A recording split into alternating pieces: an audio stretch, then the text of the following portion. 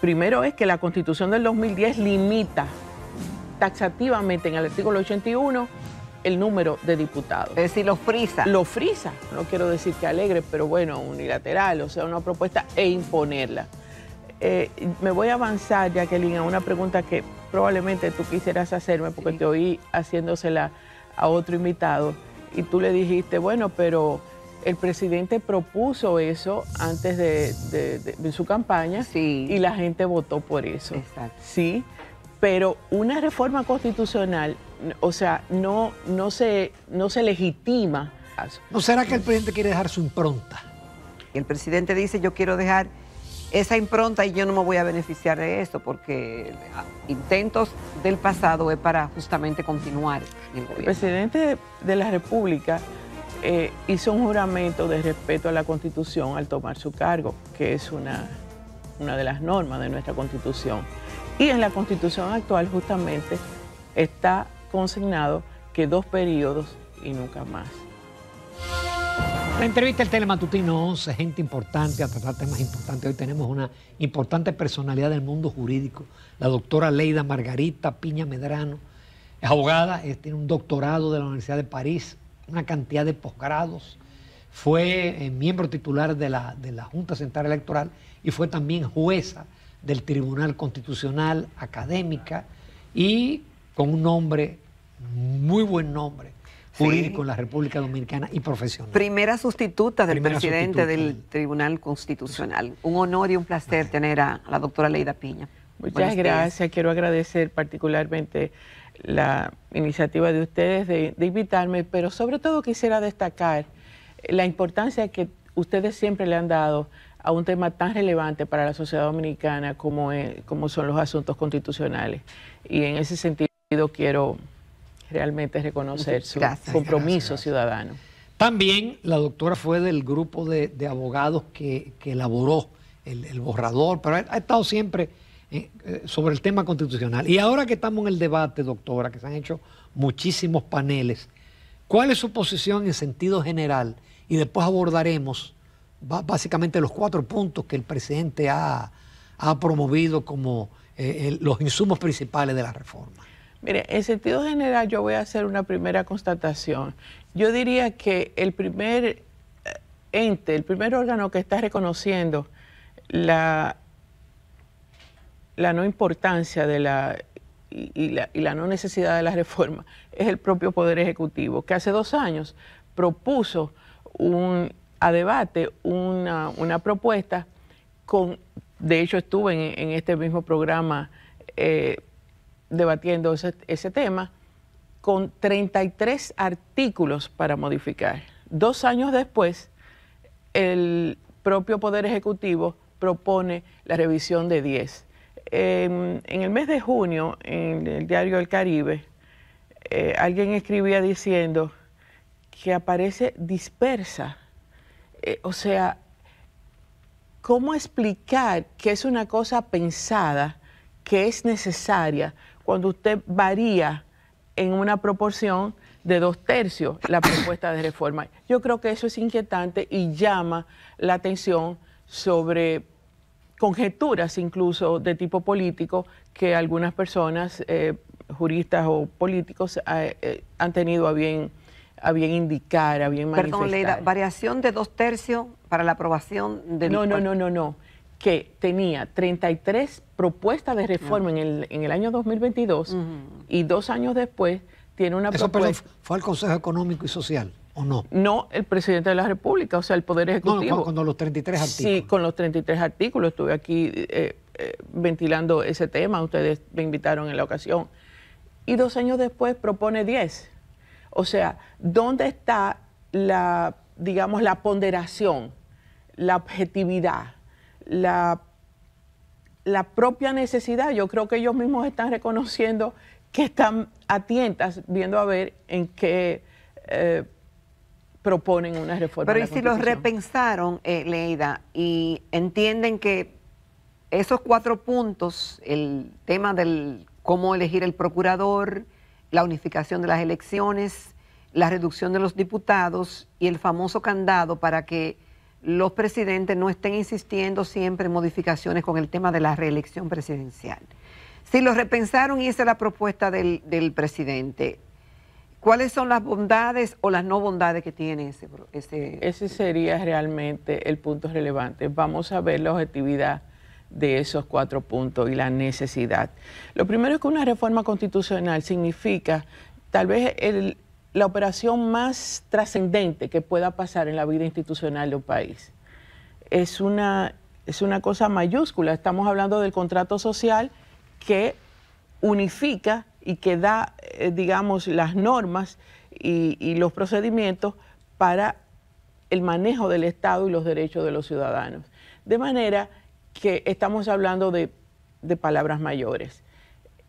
Con relación, eso supone justamente la premisa de que precisa de un consenso de tipo político, social, de tipo técnico, o sea, no se puede, digamos, presentar de forma, yo no quiero decir que alegre, pero bueno, unilateral, o sea, una propuesta e imponerla. Me voy a avanzar, Jacqueline, a una pregunta que probablemente tú quisieras hacerme, porque te oí haciéndosela a otro invitado, y tú le dijiste, bueno, pero el presidente propuso eso antes de su campaña y la gente votó por eso. Exacto. Sí, pero una reforma constitucional, o sea, no se legitima bajo la sola premisa de que un presidente en campaña o de que un candidato en campaña haya propuesto una reforma constitucional. Necesita del consenso y de la aprobación del conjunto de los actores políticos, porque por eso es el tejido social que conforma la voluntad general, digamos. Y entonces, bueno, los partidos de oposición han señalado su reticencia a la necesidad de la reforma y han objetado los contenidos de la misma. Hay una divergencia absolutamente notoria y notable entre la comunidad jurídica, igualmente entre ellos mismos, entre el partido proponente. Hay resistencia, en particular cuando se trata del tema de la reducción de los diputados. Y bueno, y jurídicamente entonces vamos a examinar los 4 puntos, pero la verdad que inquieta mucho porque ya parece un divertimento político en este país. O sea, cada vez se quiere proponer una reforma, aún sea fortaleciendo lo que dice la propia Constitución, como es en este caso. ¿No será que el presidente quiere dejar su impronta? Bueno, yo creo que eso merece una lectura política entre líneas y no, digamos, esa aparente declaración de principio. ¿Cuál sería la impronta? Vamos a considerar la reducción de los diputados. ¿Podría realmente sostenerse en un régimen democrático? Primero es que la Constitución del 2010 limita taxativamente en el artículo 81 el número de diputados. Es decir, lo frisa. Lo frisa, vamos a decir en términos populares, lo frisa. De manera que la propuesta es reducir el número de diputados bajo el argumento de que sería una economía de 1.000 millones de pesos, cuando nosotros estamos viendo semanalmente un día sobre 2 préstamos millonarios para el Estado Dominicano. Entonces, ¿dónde está la lógica de esto? O sea, ¿cómo es posible sostener un argumento que sería de tipo si la económico? lógica fuera económica. Si la lógica fuera económica. Si fuera por ahorros. Exactamente. Y si la lógica fuera como tiene que ser en el sentido de los fundamentos democráticos, tú no vas a reducir la representatividad, lo que supone el vínculo de un ciudadano con relación a un diputado, ¿no? A un territorio, y me vas a proponer que vas a aumentar el número de diputados nacionales a 20, cuando actualmente es 5. Pero el propio proyecto reconoce que eso permitiría una especie de negociación, no creo que use el término negociación, pero bueno, con los aliados y con los partidos minoritarios. Entonces nosotros estamos apostando por un país que tiene 20 y tantos partidos políticos reconocidos. Estamos apostando al mantenimiento y a la expansión de esa representación que en muchos casos tiene años siendo minoritario, tiene décadas siendo minoritario. De manera que ahí no habrá ningún control ciudadano. O sea, estamos despojando de un fundamento democrático absolutamente necesario, como es el principio de la representación política, para otorgárselo a un número de partidos, lo que propicia más bien una negociación. O sea, eso tiene una lectura política muy preocupante. O sea, yo me estoy sirviendo, cuando yo oigo, por ejemplo, no, pero es que si se está quitando representatividad. No, y estamos realmente proponiendo una reforma, pero que no beneficia al presidente. Pero por Dios, eso es una afirmación, yo diría que ingenua. ¿Por qué beneficiaría al presidente? Bueno, ¿por qué? Porque está beneficiando al partido, entre otros casos. Ese escenario de negociación y esa limitación, o sea, esa ampliación del número de diputados nacionales no está más que beneficiando el sistema de partidos. Sin embargo, los opositores más rabiosos a esa reducción han sido los propios legisladores del PRM. Claro, porque les perjudica a ellos mismos, porque cada uno se ve con la posibilidad de que le pueda tocar en su demarcación una reducción y que eso limite la posición. Pero de verdad me parece que es, Dios mío, un retroceso, Es un retroceso para la democracia y para la representación, sobre todo porque se supone que el legislador representa a sus votantes. Ese es el principal papel. Okay. Entonces, si está ya en la Constitución del 2010 frisado, según tus propios términos, si está limitado, o sea, bueno, entonces la propuesta es que lo quiero menos para limitarlo porque eso es el argumento económico. O sea, no es posible sostener el argumento democrático. Pero el presidente de la Cámara de Diputados dijo que es inmanejable manejar una Cámara con 190 Es el primero que lo ha dicho en toda la historia anterior republicana. Todos los demás lo han manejado. Pero además es el que más proyectos ha aprobado. Total. Y el que mejor ha manejado la Cámara. Bueno. Y yo no creo que le haya sido muy difícil manejarla en materia de préstamos. Claro. Qué curioso. Exacto. Parece que no es tan difícil manejarla, puesto que estamos en un festival de préstamos que nos tiene realmente seriamente endeudados. Entonces, hablar de una reforma fiscal, por favor. Bueno, en la semana vi que un titular, una página principal de un periódico, no recuerdo ni siquiera cuál, señalaba el gasto de cultura millonario en, ¿cómo se llama eso? Dios mío, en oficinas en el exterior. Yo creo que realmente es como ofender el sentido común de los dominicanos. A mí me parece que realmente deberíamos tener un poquito más de respeto por la democracia y por la ciudadanía. Eso con relación a ese tema. Vamos a una breve pausa para abordar los otros puntos de la Constitución con la doctora Leida Margarita Piña. La doctora Leida Piña Medrano, ex jueza de la Junta Central Electoral y del Tribunal Constitucional, nos acompaña esta mañana en Telematutino 11 y el tema que estamos consultando con ella, dada su experiencia, es el tema de la propuesta de reforma constitucional enviada por el Poder Ejecutivo al Congreso.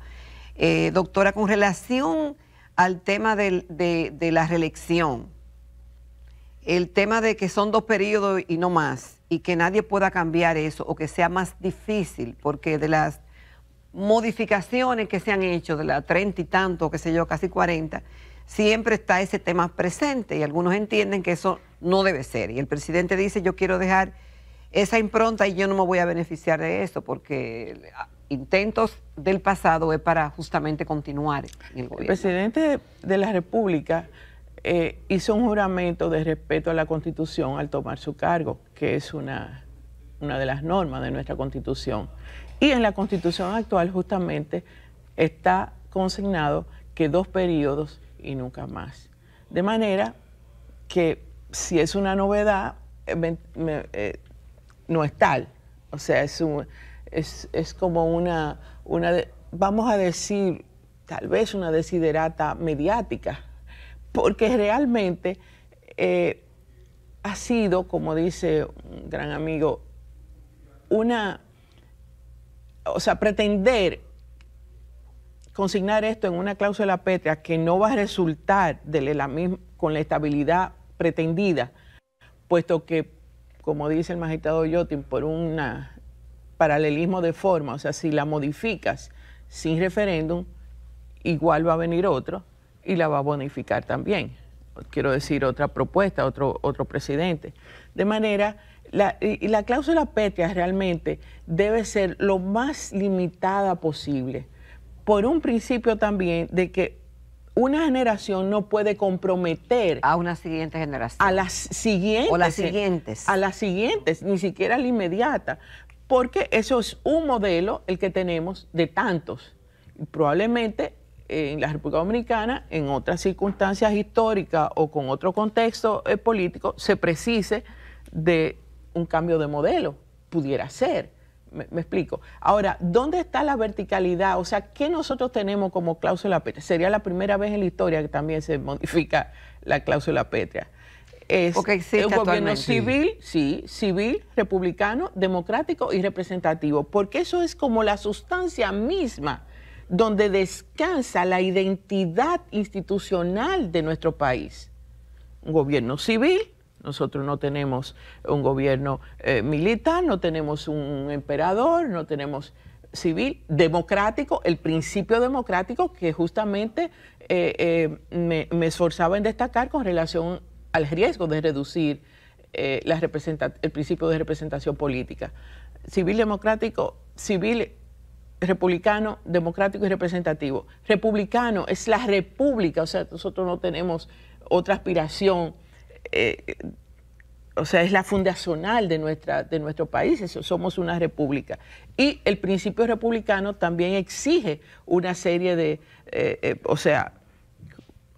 supone, digamos, unos límites intangibles, como bien decía Fermín en el panel, Manuel Fermín, unos límites, como recordaba, unos límites intangibles, o sea, esas 4 fórmulas tienen consecuencias jurídicas en nuestro sistema.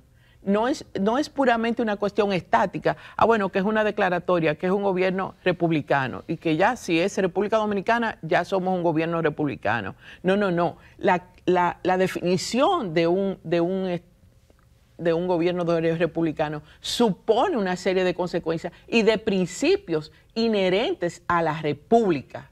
O sea, eso supone un orden constitucional y en consecuencia es realmente... Doctora, y el llevar entonces el artículo 124, que es el que habla de la reelección, al artículo de la cláusula pétrea, hay abogados que dicen que no se necesita el referéndum porque el referéndum define cuáles son los tipos de modificaciones. Hay otros abogados también brillantes que dicen que no, que para poder convertir eso en cláusula pétrea y las otras modificaciones, hay que convocar un referéndum. Yo soy de la que me inscribo en esa tesis. Decir que hay que convocar un referéndum. Sí, sería muy difícil de nosotros poder sostener, porque es como una argucia, como vamos a decir, bueno, esto no está estrictamente dentro del procedimiento, porque el procedimiento es una ley de convocatoria que tiene una mayoría calificada para votar, la ley de convocatoria, y en consecuencia nosotros lo que estamos diciendo es que vamos a proponer una cláusula pétrea que no modifique el procedimiento. Pero en el momento que usted está modificando lo que era modificable, me explico antes, y ahora lo está convirtiendo en cláusula pétrea. Yo incluso me preguntaría, ¿podría una asamblea revisora tener la posibilidad de incluir una cláusula pétrea? Yo creo que esa es una pregunta jurídicamente válida. No tengo una respuesta acabada, me explico, pero me lo pregunto. Esto lo digo porque la asamblea revisora tiene un poder limitado. No es un poder constituyente ni absoluto. No es soberana, no puede salirse de lo que diga la ley. Esa es la garantía de nuestra Constitución, esa ley de convocatoria. Si eso es una garantía constitucional, violarla es realmente entrar en absoluta contradicción con nuestra Constitución. O sea, nosotros tenemos para la Asamblea Revisora la necesidad de una ley de reforma. Y esa necesidad implica un argumento jurídicamente sustentable que, hombre, que manifieste de la forma más objetiva posible la necesidad de la reforma. Y justamente estamos en presencia de la ausencia, valga el juego de palabras, de esa necesidad. Es una propuesta de un candidato a la presidencia de la República y entonces que resulta que, fíjate que con el Ministerio Público el propio proyecto dice, vamos a reforzar, está reconociendo que hay una independencia, exacto, que hay un principio constitucional. Pero, ¿y el refuerzo es malo? Bueno, el refuerzo no es malo, pero en este caso es ilusorio, porque si tú te pasas años diciendo que la ilegitimidad que supone que un presidente de la República nombre al Procurador General de la República, y en tu propuesta tú estás diciendo que tú vas a proponer una persona al Consejo Nacional de la Magistratura para que te ratifique eso en un consejo donde tú tienes un voto de calidad, además, o sea, ¿cuál es la diferencia? ¿Quién lo está nombrando? No es el propio presidente. Que siempre va a tener mayoría en el Consejo Nacional de la Magistratura. Exacto, por demás. Por demás, sí. Pero también es incomprender la lógica del sistema, porque fíjate, yo lo que pienso en realidad que nosotros tenemos un déficit, digamos, de convicción democrática. La ley, aun sea la Constitución, no puede abarcar, no puede, no sé si me voy a entender, no puede prever el conjunto de la actuación de los actores.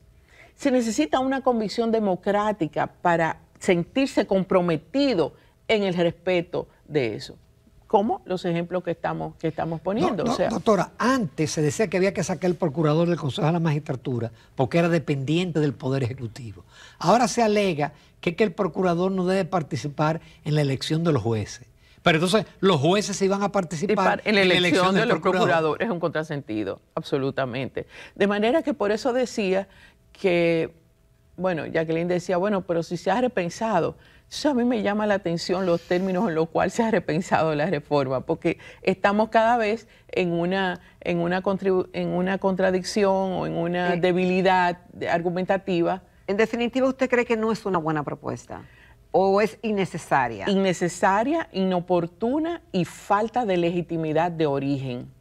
Una reforma a la Constitución de la República supone un acuerdo de voluntades política, social y jurídica lo suficientemente fuerte, porque es el contrato que va a regir la vida institucional de un país. Entonces no puede ser impuesta, no puede ser una mayoría aplastante como tiene el partido de gobierno. O sea, sería un respeto al principio democrático que con la oposición de los partidos de oposición, valga la redundancia, imponer una reforma porque tenga una mayoría.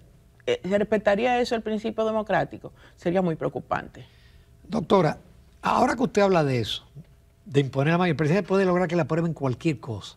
Entonces, de repente estamos sumergidos en un paquete de reformas constitucional. Laboral. La pasada semana ya describieron la laboral. El lunes van a describir la fiscal. Falta todavía la de la seguridad social, la de la Policía Nacional, la eléctrica. Es decir, es una transformación del país.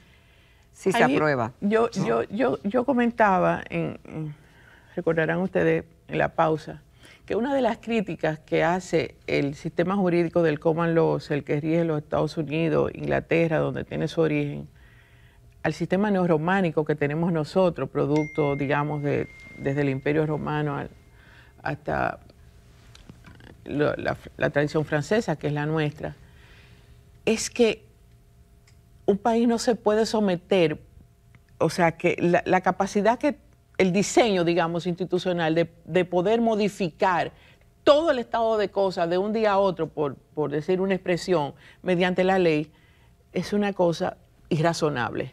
Por eso ellos tienen un sistema jurisprudencial que va paulatinamente administrando los cambios para que la sociedad pueda asimilarlos, para que el sistema pueda, usarlos, advertir la disfunción que eso pueda tener, y un cambio jurisprudencial entonces se produciría entonces. Pero nosotros tenemos, por ejemplo, una Constitución que tiene más de 70 reservas de ley pendientes de aprobación. Ni siquiera tenemos ley de referéndum, un principio, uno de los grandes aportes de la Constitución del 2010 a la democracia participativa. Y entonces, pero es que no me lo explico. Pasando al otro punto, es el procurador, la reducción y la unificación de las elecciones. La unificación de las elecciones. Si hubo un tema apasionante de una discusión absolutamente que no voy a olvidar en la Comisión de Juristas, fue justamente ese. La importancia de construir ciudadanía fortaleciendo el régimen municipal. Cuando nosotros separamos de 2 años las elecciones municipales de las congresuales y la presidencial, estamos permitiéndole al ciudadano una identidad reforzada con relación a la vida municipal. Esos candidatos a alcaldes tendrían que tener sus propuestas. La campaña sería absolutamente menos onerosa porque se está concentrando única y exclusivamente en cada municipio. El municipio tendría la posibilidad de controlar muchísimo más y de tener un voto mucho más informado y mucho más consciente para lo que sería esa propuesta de gobierno municipal. Eso me parece un retroceso, la pretensión, una vez más, por asuntos económicos, por cualquier tipo de argumento. No, de que estamos siempre en campaña, Pero llevarla a febrero fue un error, doctora. Bueno, esa no fue la propuesta de la Comisión de Juristas. Claro. Esa fue una decisión, porque como ustedes saben, recuerdan, fue un diálogo de saberes, hubo una consulta popular, hubo una comisión de juristas, y ese diálogo entre ciudadanía, juristas y luego asamblea revisora fue lo que dio como resultado la reforma del 2010. Pero eso es un retroceso sumamente importante, y si habría que pensar en un sistema, sería justamente en separarla de 2 años. La apuesta democrática está en fortalecer la municipalidad, primer poder del Estado en la Constitución de Duarte, pero no solamente, digamos, por ese ideario, sino porque es la vida cotidiana realmente es donde el núcleo primero de administración del Estado. De manera que esa propuesta me parece muy desafortunada, y una vez más el argumento económico vuelve otra vez a encontrarse con un abanico de hechos que contradicen el elemento de economía en nuestro país, por lo caducía de los préstamos, por lo que se refleja la propia prensa en el gasto público, en la irracionalidad del gasto público. Y bueno, pues no sé cómo terminará en consecuencia este país, que usted solo señalando alguna mencionó 6 reformas, digamos, en lo inmediato. Eso es someter a este país a un estrés absolutamente insostenible. Yo no sé si nos queda tiempo, quizá un minuto, doctora. La propuesta está en el Congreso y no da la idea de que la van a retirar. No. Entonces, ¿qué es lo menos malo, qué es lo dañino, qué es lo menos dañino, o cómo se puede salvar ese proyecto en su visión? Bien, lo primero sería respetar la ley de convocatoria, o sea, que el Congreso se limite justamente y no venga la tesis sostenida por algunos que el Congreso sería soberano e ilimitado. Un Congreso revisor no es constituyente, y en consecuencia respetar esos límites. En consecuencia, las discusiones que que realmente tendrán como resultado la ley de convocatoria, yo apelaría, visto que estamos frente a una mayoría aplastante y que se puede suponer que van realmente a modificarla, a que repiensen, fruto de estas opiniones que se han vertido en diferentes escenarios de paneles, en la prensa, en artículos y demás, a que realmente puedan reencauzar la lógica jurídica de esto y que, digamos, esto pueda ser lo menos nocivo para la vida institucional del país. Pero la creo innecesaria, inoportuna, jurídicamente muy contestada, políticamente ilegítima y por esa ilegitimidad de origen. O sea, tú tienes que tener un concierto de aprobación de los actores políticos. Por eso están en el funcionamiento del país. De manera que, sí, como dices, es muy poco probable que no la aprueben y esto podría tener algunas lecturas políticas, digamos, entre líneas, la que no aparecen tan manifiesta en el proyecto. Que la veremos en el 28. Sí. Doctora Leida Margarita Piña, muchísimas gracias. Como siempre, su participación es una cátedra. Ay, por favor, muchas gracias a ustedes. Y vuelvo a destacar y agradecer el interés que muestran por temas tan relevantes para la ciudadanía como este. Gracias, doctora. Nos vamos a comerciales. Recta final del Telematutino 11.